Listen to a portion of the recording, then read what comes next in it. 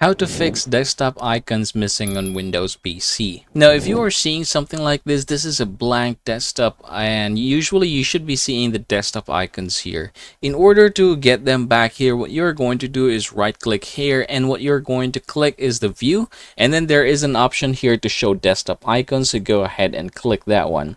So here are the desktop icons, but say for example there are things here that you want to see that are not available as of the moment, and what you are going to do is just basically right click the Windows icon and then open the settings, and then here in the settings go ahead and click personalization, and then we're going to go ahead and click themes.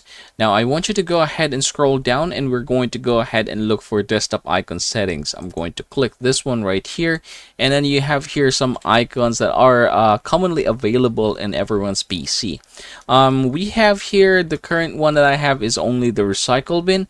However, if I want to go ahead and show everything, I can just go ahead and click this, and that.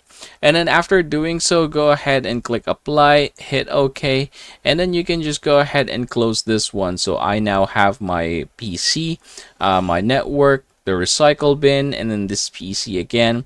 This is this users folder rather, and then the control panel.